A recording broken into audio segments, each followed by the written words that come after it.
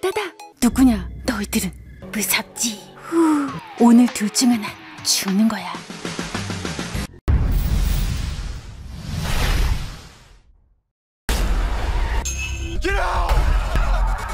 신선한 발상이 특징이었던 영화 겟아웃으로 예상외의 성공을 거둔 조던 필 감독의 신작 영화 어스.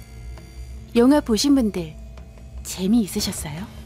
지금부터 말씀드리는 내용은 정말 지극히 주관적인 관점입니다. 결론을 먼저 말씀드리자면 전 재미가 없었습니다. 영화는 그냥 봐줄만 했는데 재미가 없다고 말씀을 드리는 이유를 지금부터 설명드려 볼까 합니다. 전작인 겟아웃이 흥행을 했기 때문에 다음 작품이 주목을 받는 건 당연한 거죠.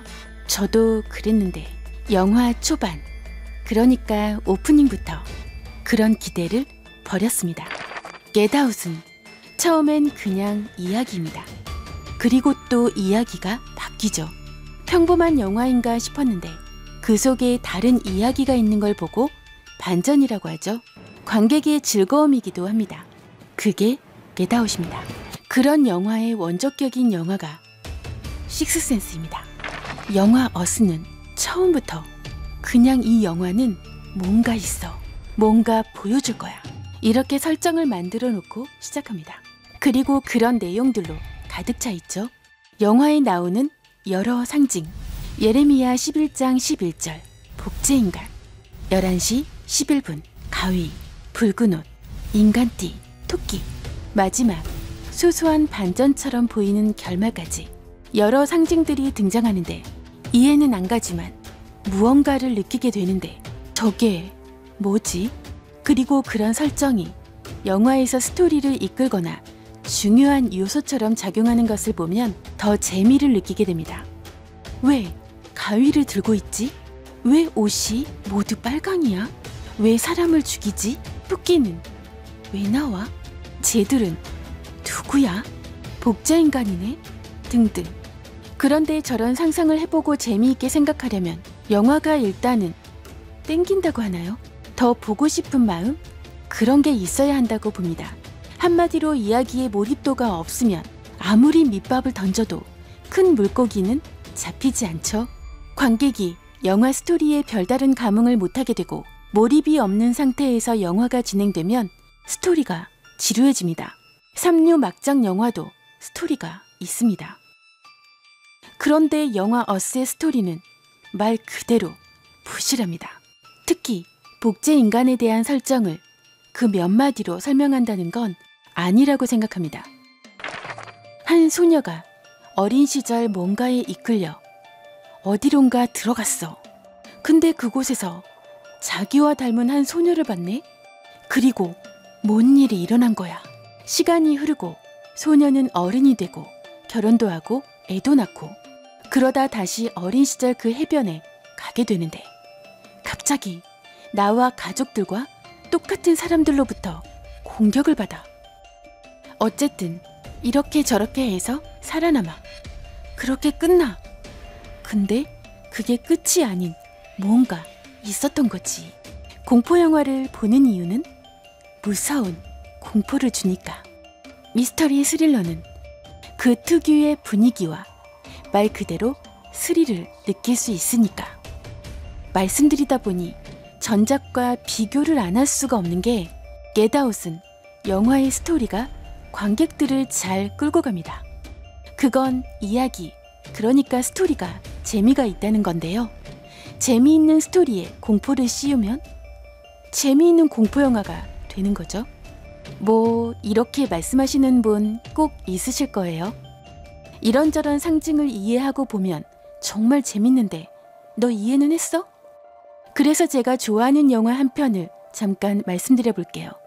블랙스완의 데런 아로노프스키 감독의 영화 마더.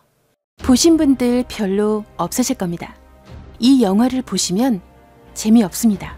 비축. 그냥 안 보는 것이 좋아요. 공포, 판타지, 스릴러 등이 마구마구 뒤섞여 있습니다. 나중에는 뭔 내용이야? 이런 말이 나오죠. 영화의 상징들과 담고 있는 내용을 이해하면 이 영화는 정말 머리를 즐겁게 해주는 영화가 됩니다. 끝내주는 영화입니다. 하지만 너무 대중적이지 못한 영화죠. 감독이 자기 자랑하려고 난 이런 것도 만들 수 있다 라고 생각하게 만든 영화라고 말씀드리고 싶습니다. 영화의 스토리가 난해하더라도 뭔가 남게 만들고 궁금증을 유발하는 영화. 아, 국내 영화도 한편 있죠? 곡성. 저런 장르의 영화들이 흥행하기 쉽지 않은데 그 이후에 나온 비슷한 영화들이 흥행에 참패한 이유도 거기에 있다고 보여집니다. 어떤 영화든 그 영화에는 감독이 담아놓은 여러 숨겨진 이야기들이 있습니다. 영화가 대중에게 관심을 받고 흥행을 해야 영화 속의 이야기도 인정을 받는 거 아닐까요? 그런 면에서 영화 어스는 비슷한 장르의 영화들과 비교했을 때 그리 특별한 영화는 아니라고 말씀드리고 싶습니다. 그냥 소소한 공포에 감독이 이런저런 이야기를 해놓았구나. 뭐 그 정도? 영화에서 한 가지 인상 깊었던 부분을 해석해드리고 끝낼까 합니다. 주인공 소녀는 복제인간에게 자신의 삶을 빼앗기고 복수를 하려고 합니다. 그 복수는 단순한 복수가 아니라 복제인간들이 자신들의 존재를 세상에 알리는 거대한 띠를 만들게 됩니다. 주인공 소녀는 복제인간에게 인생을 빼앗겼지만 그로 인해 복제인간들을 각성시키는 존재가 됩니다. 누군가 만들어 놓은 틀의 삶이 아닌 우리들만의 삶, 누군가의 그림자가 아닌 진짜 나의 삶을 살아가야 하지 않을까요?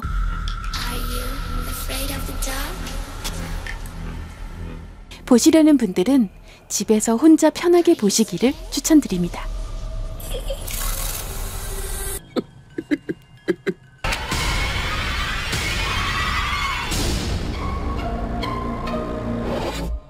구독자분들, 구독 버튼 옆에 종 모양을 요렇게 해주세요. 꾹! 달빛뮤즈 영화 이야기 최신 업로드 영상, 달빛뮤즈 추천 영상. 구독은 달빛뮤즈에게 큰 힘이 된답니다. 클릭 클릭.